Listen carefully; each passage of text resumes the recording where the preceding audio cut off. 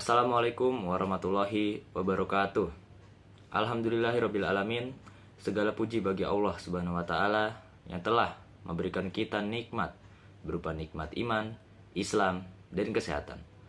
Salawat serta salam semoga tercurah kepada baginda besar Nabi Muhammad SAW, keluarga beliau, sahabat beliau, dan seluruh umatnya hingga akhir zaman. Saudara-saudaraku yang dirahmati Allah Subhanahu wa taala, pada kesempatan kali ini izinkan saya menyampaikan nasihat singkat dengan tema cara agar tidak mengulur-ngulur sholat. Teman-teman, kita hidup di zaman yang serba sibuk. Segalanya cepat, tapi juga mudah membuat kita lalai. Banyak dari kita yang sering berkata, "Sebentar lagi deh sholatnya," atau "nanti aja, masih main game, masih main HP." Padahal setiap kali kita menunda sholat, kita sebenarnya sedang menunda pertemuan dengan Allah. Rasulullah SAW bersabda, amalan yang paling dicintai oleh Allah adalah sholat tepat pada waktunya. Hadis riwayat Bukhari dan Muslim. Artinya, sholat tepat waktu adalah bukti cinta kita kepada Allah Subhanahu wa taala. Namun, kenyataannya banyak dari kita yang masih mengulur-ngulur waktu sholat. Ketika azan berkumandang, kita masih asik dengan dunia.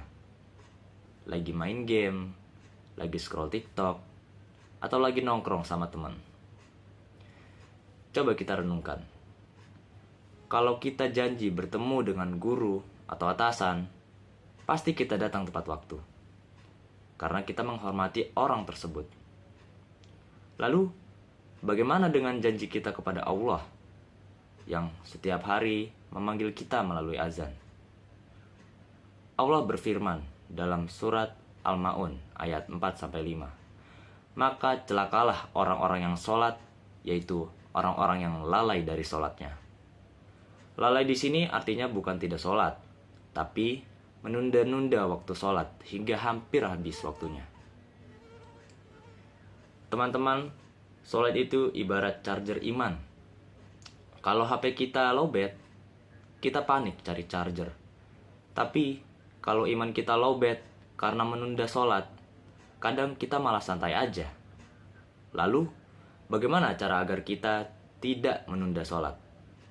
Ada beberapa hal yang bisa kita lakukan. Yang pertama, tanamkan dalam hati bahwa sholat adalah kebutuhan, bukan beban. Kalau kita haus, kita butuh air.